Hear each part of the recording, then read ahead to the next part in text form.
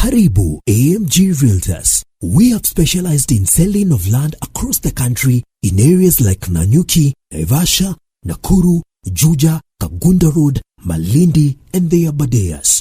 Contact us today for land investment solutions and have your title deed delivered within 60 days upon completion of payment. SMS AMG to 40299 or call us on +254 748 229 941. AMG Realtors. We don't just deal in land, we deal in value. First and foremost, I would love to welcome you, Jennifer, to the We Don't Play podcast show. Thank you so much for being here. How are you today? I'm great, Faber, and thank you for having me. This guesting thing is new for me, so you're probably one of the first 5 shows I've been on. Wow, that's a record. Okay, yay. I love to hear that because I'm also in the same boat as you. I'm not featured on so many podcasts, but when I am, it's serious. So I know how you feel right now, but it's such a pleasure having you on the show today. Thank you. Putting that different hat on it's a switch. We really do have to flip a switch, don't we? Exactly, we do. But we have to keep trying. We have to keep going, and that's the reason why you're here today. Because people have tapped into the episode knowing that they're about to expect some really good advice, on how to, increase your online presence, online visibility, world that everybody's online today. So before we get into that, it would be great for us to know who you are, who Jennifer is, and just let's start from there. Well, I'm Jennifer Palmer, and I live in Calgary, Alberta, Canada. I am a mother, sister, daughter, friend, colleague, and I am a visibility strategist. So I care about your online presence, and I help people build that through my businesses. I have the newest is Visibility Pod and Online for Authors, Promote Before You Publish, and We Are Calgary are all podcast platforms that I use to help get visibility, help share messages, and create conversations. I love what you said about that just now. Online visibility. Is this a problem we're facing, or people don't know how to face it? It's a perspective.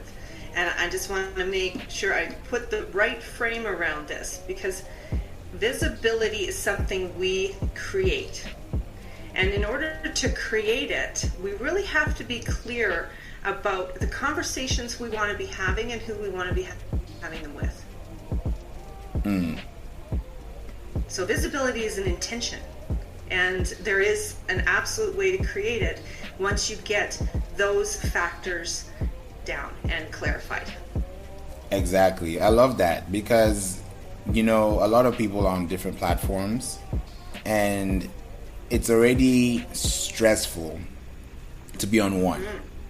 But to be on 3, 4, 5, 6, 7, and you're supposed to do it every day, 365, someone is like, no, I have work, I have a family, I have a job, I have things to do. I don't care for social media, but I want to be seen. So how does someone face their fears and not overwhelm themselves? It helps to be self-aware of the fact that we create the stress. Number one, we create it.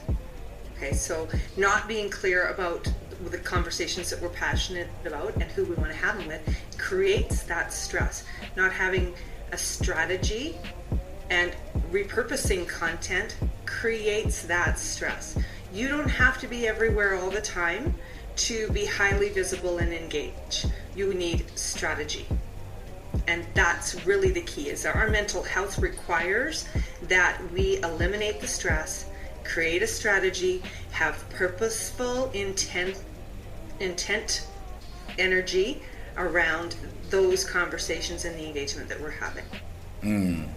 Now, when you talk about strategy, what comes to my mind if I put my business hat on is, what are the steps I'm going to take with this strategy to accomplish my mission? And some people don't have that business mindset. They don't have a creative mindset.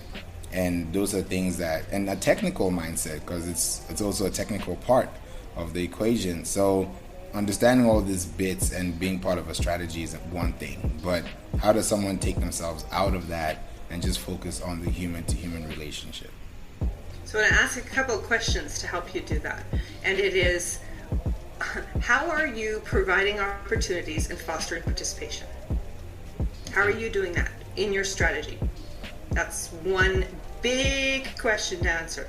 And to dive down deep in all the different ways, when you start to answer that, continue to explore what comes up when you answer that question. And then, where is it natural to start? Because we have to start somewhere. And I think one of the biggest challenges that we have is that we try to start everywhere, do a little bit everywhere. And it's a big deal to start somewhere. That one person, that one place, that one event, that one podcast, those sorts of things, and then take what you've already created and share it in all of the other places. So the repurpose part is very powerful. But big deal, fostering participation. Where, how, and with who. That sends it home really well. I like that you said that, because now it gives me a perspective of thinking, what are the people expected from me? Because on a consistent basis, I'm delivering information, and if I stay on track, on brand, on topic, it resonates eventually, because someone can listen to this podcast, may have no clue what's going on, 6 months later comes back and they're like, that's what you were talking about. So I think it's also a process thing as opposed to just being a mind thing. There are ways to do different things, certainly. So when we get down to the conversation we want to have and with who, we can then start to create, out of awareness about who that person is, what their interests are, the characteristics, their needs, their preferences. You can start to actually bring it right down to specific, and we say keywords and hashtags, and create conversations that are findable and searchable. So, and we do that in different ways. So knowing who the person is that you're speaking to in the conversation you're having gives you the ability to create content that is for them. It's personalized. Personalized. Now, when you say personalized, that goes into different types of consumer behavior traits too. So would you repurpose the same content through different platforms and be sensitive to the community, or would you just go by what your brand is supposedly thinking at that time? I'm going to give you an example. I did this with Online for Authors. When I first created it, I did interviews with authors, and I just put it out on YouTube, right? So then I would share it out on my social channels, share it out in my newsletter, and then it was like podcasting came along. My authors were getting on podcasts. So people I was interviewing would get on a show with me, but then they would also get on a podcast, and we'd share the podcast out on their social platforms. And I went, this is a platform I need to add to what I'm doing. So took the YouTube videos, took the audio out of the video, and created a podcast with the same content. So there are ways to create visibility on different platforms with the way that platform works with your content. I also transcribe the podcasts so that the content can go out as a blog or a link or an article, those sorts of things. So yes, definitely all types of ways to take and repurpose the content specific for the platform. Now, I'm a generalist, okay? So I'm not going to give you specific tips for each platform unless I'm directly working with you. But I want to share that if that's something that you're more interested in, there are all of the social media scheduling services out there. Every single one of them, Buffer, Hootsuite, Ladder, Planoly, all of those platforms, services, 4 platforms, will have fantastic articles geared to every single one of TikTok, Twitter, LinkedIn, Instagram, YouTube, every single one of them, because they're monitoring them on a regular basis. They'll come out with a top platforms for engagement for 2022, top content to engage on Instagram. So those are your best friends if you want to get down to creating it on your own. When you're hiring somebody else, that's where the visibility strategist part comes in. We'll actually give you advice specific to you, specific to what the product, service, or book that you're trying to promote. Thank you so much for highlighting that, because when you started talking about those things, it came to my mind with visibility from an audio versus video perspective. You know, people think about podcasts or vodcasts.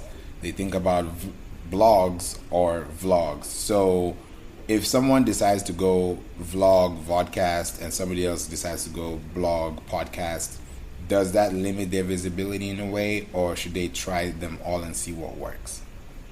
It's like anything else. If you're not on a specific platform, you're not going to find a person there. So you can't be where you aren't. You can't be found where you're not. So yes, it can be limiting. I start with an interview like this, recorded content, and then I can turn it into anything I want. That's the key to the repurposing. That's why you start with video. That's why video is the king of content, because it can be taken and turned into everything else.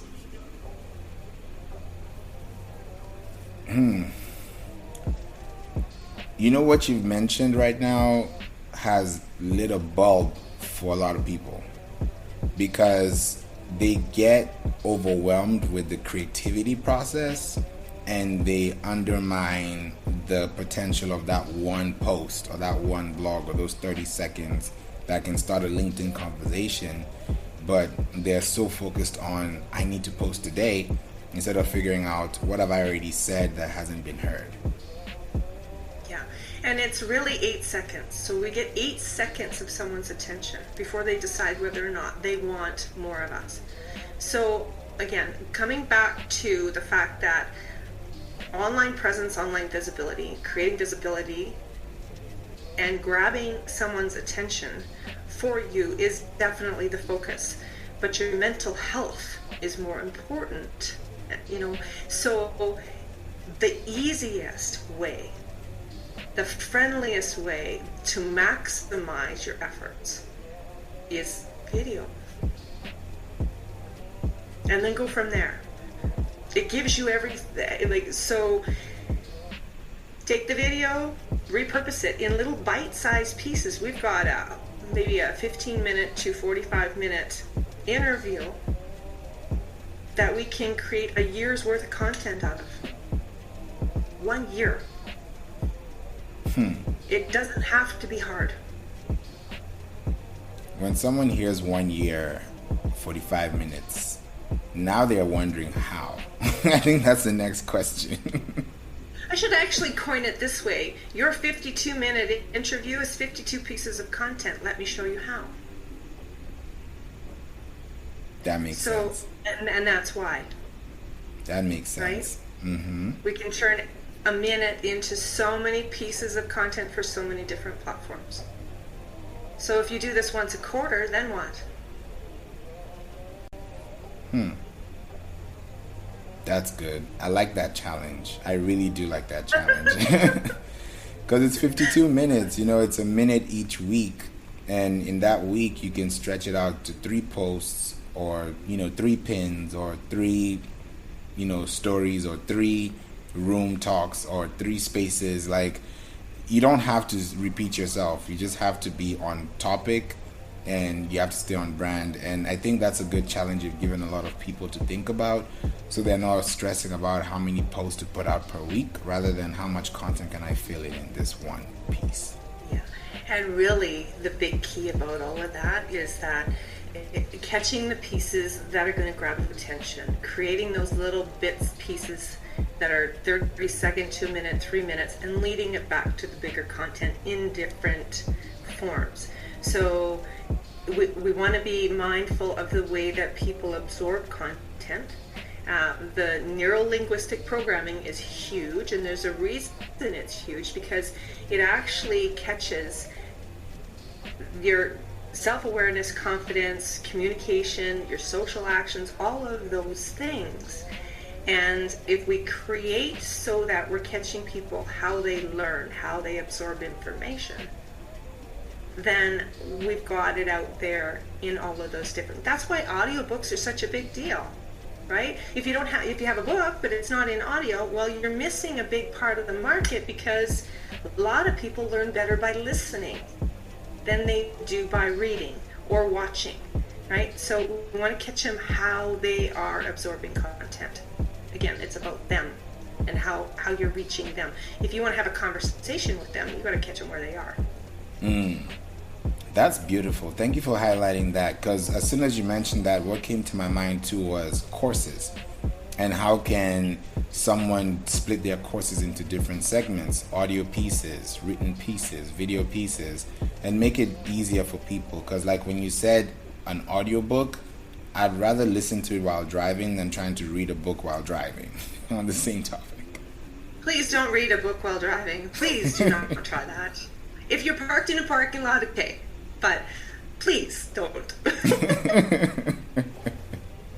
Yeah, so the thing, and you brought up courses, so for course creators, it's, people have a hard time with courses because they have to dedicate a large amount of time each day, week, month to the content.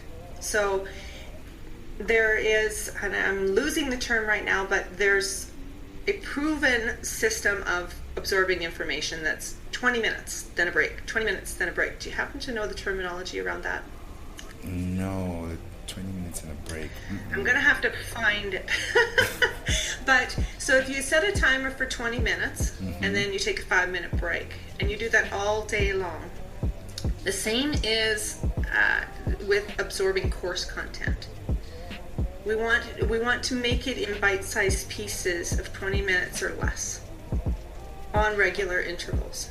So you can give me 15 minutes of your time a week, 15 minutes of your time a day, even some people, right? An hour, that's a little bit harder. So when you create your course material, if you can create it so that it's 20 minutes or less of digestible content, I'm going to learn and I'm going to get through the material easier. I'm also going to retain the information better. That is sweet. Right? And it's easy to market the content. I've got 15 minutes of an instruction video for you. I'm going to put out 30 seconds of a bite-sized bit that's going to catch your attention to draw you into that content. So if I have 6 modules and each module is broken down into those 15-second bits, let's do it.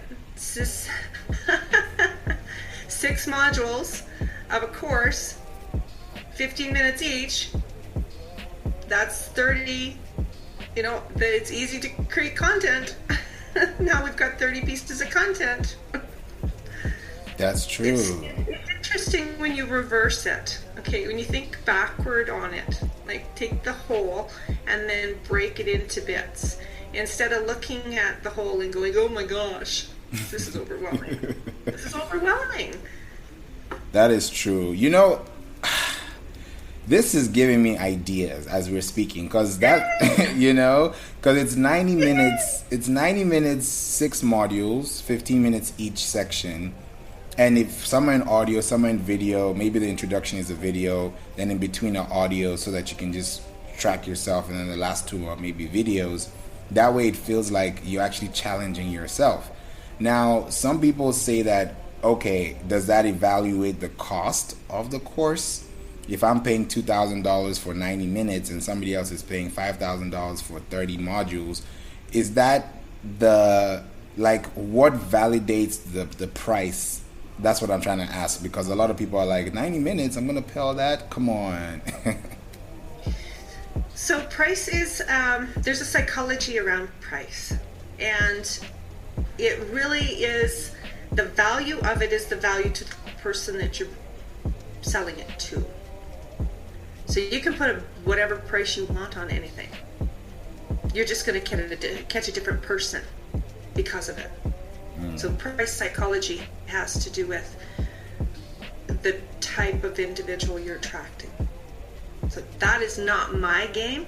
That's not where I excel. There's amazing philosophy around it. The same course could be $100 or $5,000. The $100 is attracting an individual probably knows 90% of what you got in the course already. The $5,000 is attracting the individual who doesn't know anything about it and actually has some money to spend. Right? So there is a huge psychology around it. You're catching people at different levels with your price point. That is true. I like that you said that, because now it gets people thinking where they're going to spend their time and how well they're going to do it. Even free courses have a lot of time consumption in it. And some people are like, am I going to take this free 5-hour course and learn something, or am I just going to try it myself and then spend 5 years trying to figure it out? You know, it's kind of like about the balance. But I love what you said about breaking it down, because now your online presence, back to online presence, really gives you that strong forefront that, okay, I know how long this person's course is. Because when people are pitching their courses, you don't know how long it is, you don't know how many modules are in, you don't know what the frequently asked questions are. Like, there's no understanding. All you know is the price, and that is like a red flag already, you know? There are people too out there that spend easily, and they spend maybe small amounts quickly and often, right? But then there are those that spend large dollar amounts and make an investment. So the way I see it, I want to be catching individuals that are willing to make an investment. You know, I'm serious about knowing and learning this information because I can see the value that it's going to give to me in my personal or business life, in my relationships, whatever it happens to be geared toward.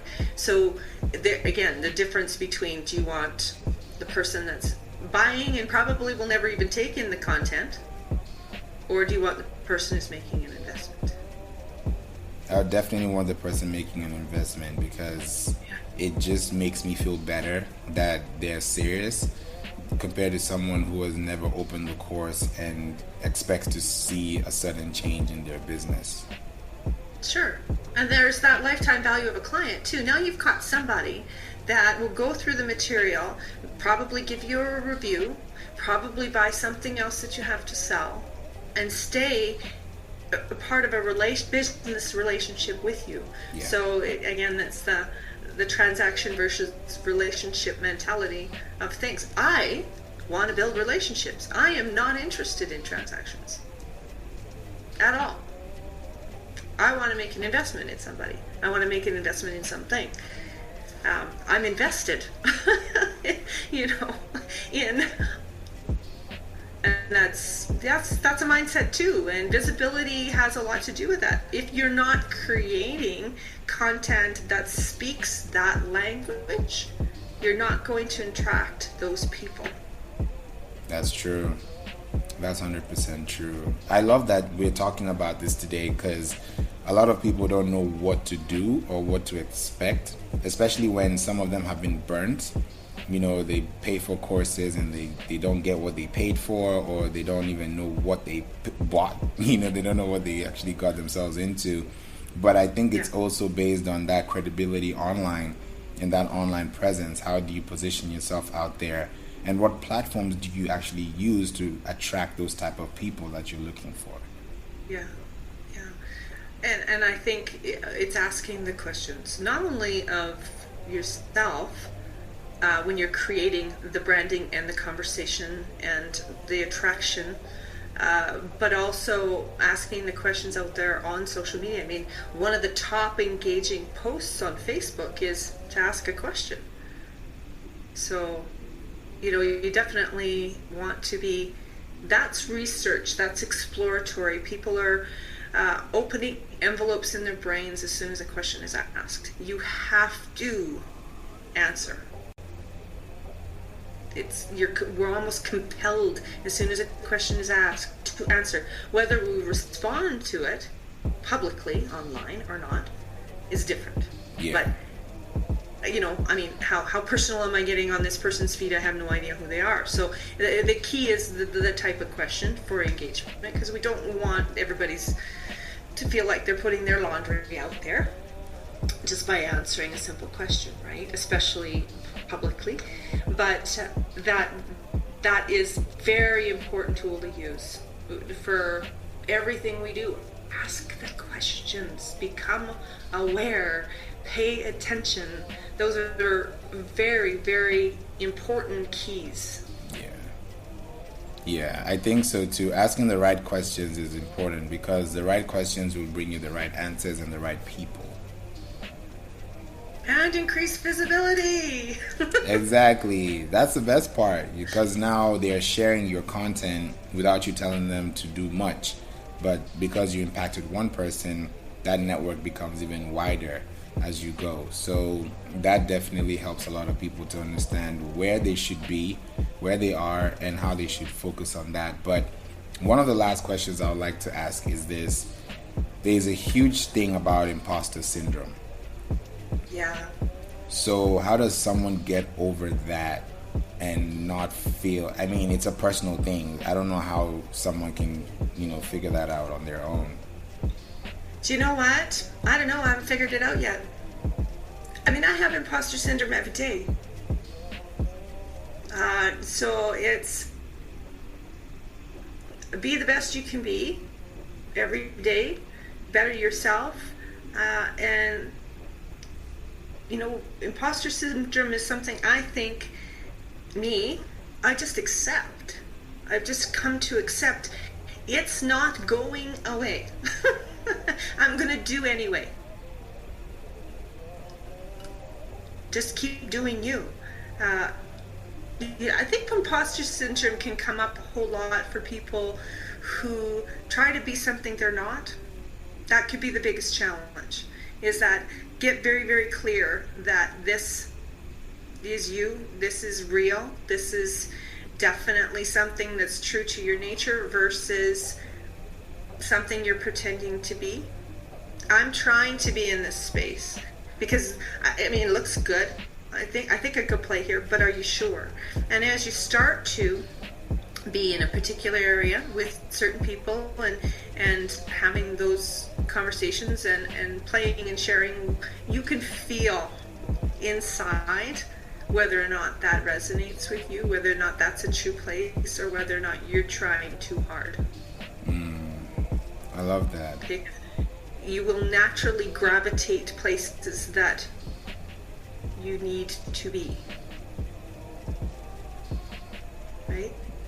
And your skills will grow along the way, but I really do believe it takes a lot of listening to yourself, a lot of listening to the results of your conversations, the results of your engagement, those interactions with people. When we have them all the time.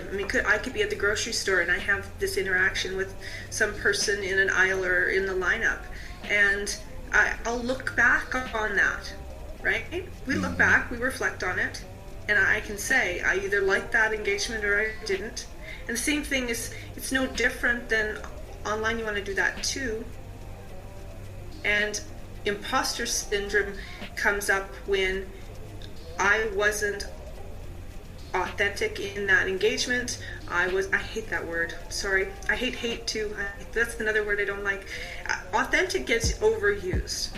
But when you're being you, the real you, versus the you think you want people to see. So imposter syndrome can come up when very strong and live hard in your life when you're being someone you think you want people to see versus who you are. I think that makes it easier for people to actually process that, because they're thinking too hard about what people think instead of wondering how I feel when I'm myself. Feelings are so very, very important, but we have to be somewhat self-aware of what's going on and paying attention. I did an interview with a leadership coach recently, and he talked about self-awareness. We haven't even released the episode yet, but it's just so important. Self-awareness is the most important thing to creating conversations that matter in your life, in someone else's life. That is true. That is true. I think a lot of people are going to enjoy this episode and rewind it, because you can't get it all in one sitting. You have to think about it, process it, apply it, practice it, come back, take notes, and think about where you want to be so that you can be the best version of yourself, as you said. And that gives you the visibility that you're looking for, because the right people, like attracts like. So whichever people like you, you'll attract them because you have some type of likeness. But I love that it's all coming up, because if you hadn't asked the questions, it wouldn't exist. Right? You're asking wonderful questions. You're welcome. Anytime. I would ask this last question, because I know we talked about reading and being open. What is the number one book that you would recommend our listeners to go on Amazon, Barnes & Nobles, wherever they get their books from, and purchase today? The Prophet is my favorite book, and it came to me when I was a teenager, and I have said this more than once, so forgive me for repeating myself. And I think I even mispronounce the name often of the author, because it's really a poetry book. It's prose, and I'm going to get the proper spelling of the name because I say it wrong. And it's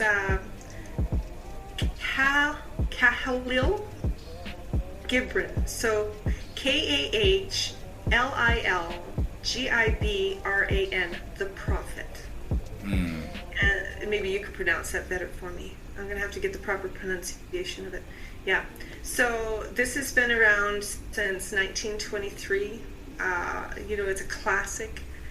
It speaks to me on so many different levels.